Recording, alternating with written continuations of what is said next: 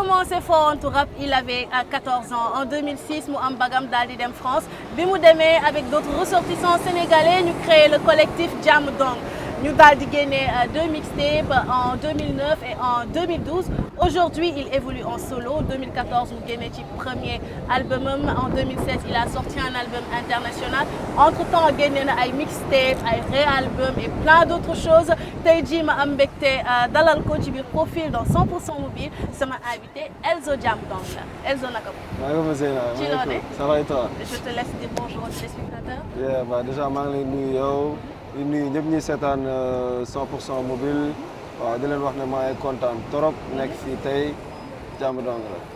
alors Elzo maa ngi wax léegi bi ma lay introduire que yàgg nga si milieu hip hop tey jii sénégalais yi xam nañ la bu baax a baax mais paradoxalement et tu n'es pas le seul hein j'ai remarqué que c'est la nouvelle tendance à chaque fois boo déggee artiste bi tu t'attends à une discographie extraordinaire mais boo duggee di xool tu te rends compte que li ñuy génnee album du bari et dañuy basé wu surtout sur les clips et autres lan moo waral tendance boobu. waaw li ko waral yow sax wax nga ko defe naa mooy clip yi. parce que je pense qu'aujourd'hui la musique se regarde plus qu'elle ne s'écoute. depuis bi waaw YouTube ak ay Dailymotion yooyu yëpp jëlee doole léegi sax YouTube c'est la première plateforme ñun ñëpp dañuy balaa ngay jox son ak sax day fekk mu am clip tu vois. dem nañ ba tayatuñ ko léegi public bi je pense que artistes yi tàmmal nañ leen loolu et je pense que c'est ça qui tue un peu la productivité quoi la créativité de ce fait da ngay génne sa album sax mu nekk ay 12 wala 14 titres yow son bi ngay def clip bi rek. mooy daw télé da ngay dajeeg nit ñi sax ñu la waaw mais alors un album bi fekk pourtant album bi mi ngi génn il y a 2 semaines pour ñoom benn single rek nga génne.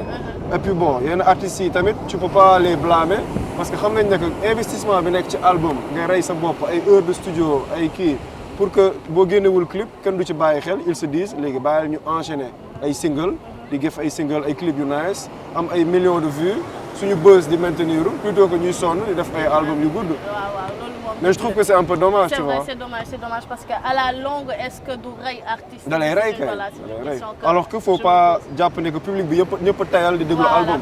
man ba léegi xam naa ay nit yoo xamante ne loo génne dañuy déglu lépp. voilà même du ñu yem rek juste ci benn son bi nga xamante ne moom nga mettre en avant dañuy dem déglu album bi xool li nekk ci biir xool thème yi nga abordé. ce genre mélomane yooyu lañ soxla quoi.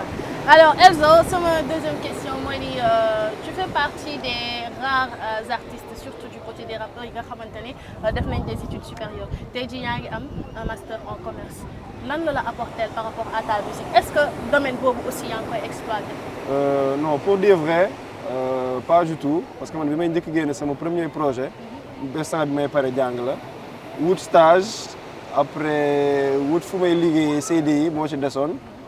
projet bi am benn succès boo xam ne man honnêtement xaaruma ko woon ma ne bon lii dama ko def juste sànni nii parce que sama passion la il fallait que ma def sama album solo ma am ci lii nii donc su ma ko defee sama job su ma fayatee dëgg liggéey dinaa am dara parce que en fait day nekk loo xam ne moom nga yàgg bëgg mais doo mës a ñeme assumer ko parce que musique yombul art yombul tu te dis ñaata artistes sur ay milliers de artistes ay quelques-uns rek ñooy réussir à en faire leur métier mën ci dund donc bu ma mënee def samay diplôme am liggéey bu ëpp sécurité loolu laay def donc succès boobu mu am moo ma ci laa décidé teg de côté beneen carrière bi ma doon am dans le commerce wala yooyu dugg carrément ci art boobu ba léegi voilà ça fait 4-5 ans et pour man en fait école lu mu lay jàngal méthodologie la mooy yow naka ngay doxalee école da lay jàngal nekk médecin wala nekk avocat wala nekk journaliste wala dara mais du la jàngal boo xisee ba nekk médecin ba commencé am sa salaire nan ngay gérer sa xaalis nan ngay def ba takk jabar am ay doom ak yooyu donc école benn c'est l'école de la vie quoi. c'est l'école de la vie tu vois donc école boobu pour man moo ëpp solo donc là où les études bon ont leur utilité mooy que peut-être tàmmuloon na ma su ma bëggee gëstu ci benn affaire su ma nee par exemple damay bind ci immigration wala ci dara dinaa xam fan laay dem waaw wut def samay recherche am info yooyu dinaa xam nan laay def su ma intéressé woo ci cinéma ne dama bëgg réaliser sama bopp benn affaire dinaa xam naka laay jàngee ba am les bases qu'il faut pour def loolu quoi bu baax kay. bu weesoo loolu nag bëgg naa ñëw si sa playlist les 3 chansons que tu écoutes le plus ñu commencer ko par la 3e chanson. Par la 3e chanson en ce moment j'écoute beaucoup un son de Kofi Rapture.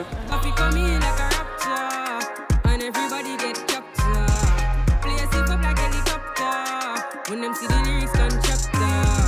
Coffee come in like a raptor, and everybody get chopped. Parce que benn xale la elle a peut-être ay 19 ans. indi benn vibe bu bees man dama bëgg reggae li may déglu reggae moo ëpp sax li may déglu rap.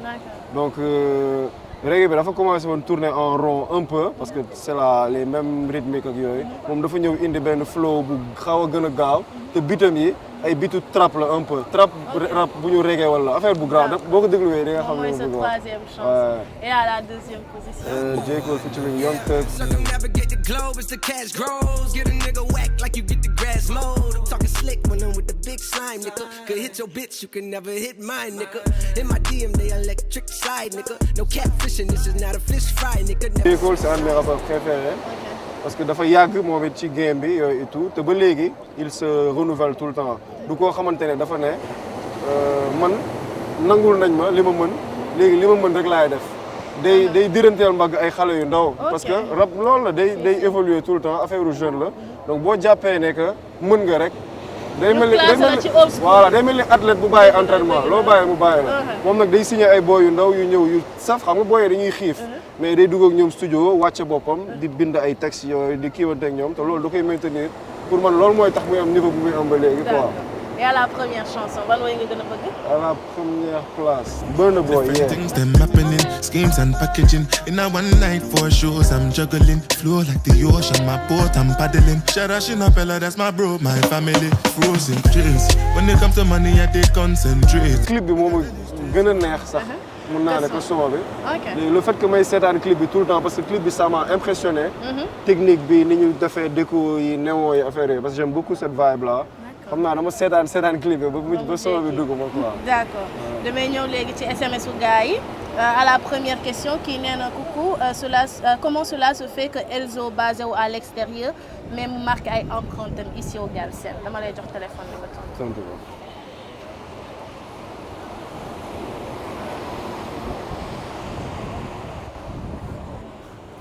loo ko wax.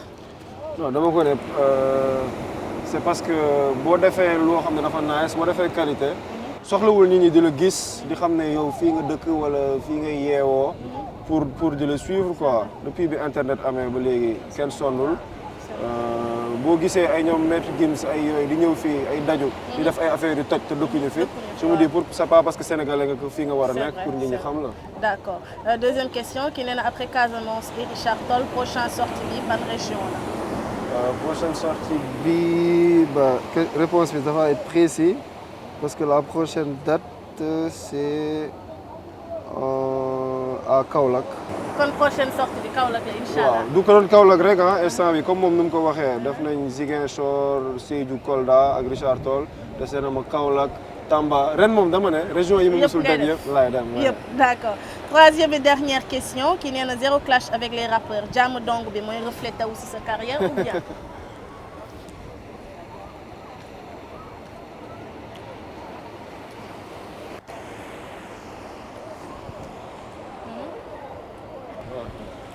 loo ko. non dama ko ne je sais pas ndax ci man la wala c'est noonu la affaire bi demee mais man ça me va comme ça. Ça te va. Je vois pas l'intérêt. Mais je suis pas non plus contre képp koo xamante ne dafa am dara lu ko nekk ci kenn. mu def son waaw mu exprimer ko. parce que ñëpp mënuñ déggoo. c'est le mouvement sax noonu la hip hop di demee. waaw noonu lay demee. voilà dem nañ sur Facebook on a retrouvé cette page est-ce que bi moom mooy sa page. waaw bii là on va commenter les photos yi nga xamante ne moom lañ fa jëlee ensemble bii ban concert la woon. lii Sédhiou la woon. Sédhiou. D'accord. Sédhiou la woon c'était la date exacte je pense que c'était le 15. C'était cette année. C'était cette année nii le 15 juin bi passé. ouais franchement ça m'a beaucoup marqué. dama ñëw yegg si foofu ñu defal ma benn caravane ma mel ni benn politicien bi campagne. Shout-out waa Sédhiou.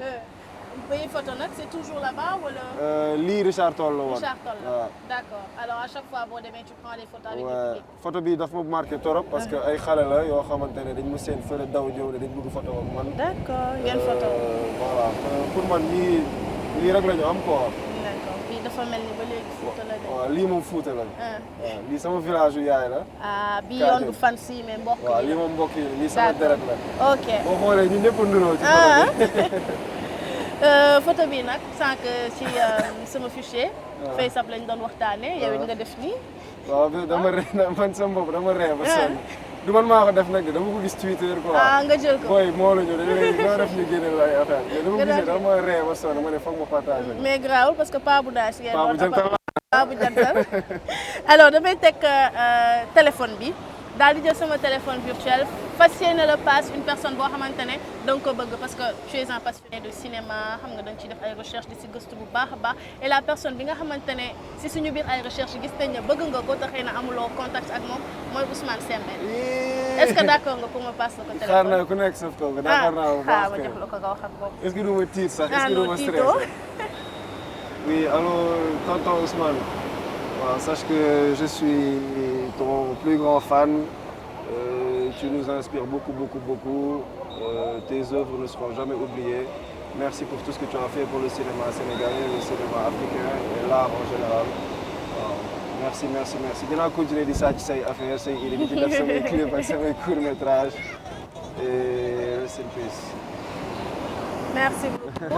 Alors Elzo kontaanoon nañ ci dalal la si biir 100% mobile instant bi pare nañ dama lay bàyyi nga tàggu téléspectateurs yi. waaw maa la gën a kontaan merci maa ngi suivre sa liggéey rafet na trop. merci beaucoup. très professionnel maa ngi lay ñaanal le meilleur pour la suite. amiin. waaw ñu wax gars yi dem leen suivre affaire yi maa ngi waaj tournée bi mi ngi continuer Kaolack Tamba comme je l'ai dit Ourossogui plein de villes suivre leen ko ci sama réseaux sociaux yi sama dernier single c'est toujours disponible Djengu sur ma page YouTube. ak yeneen affaire yu bees ñu ngi ñëw jàmm dong la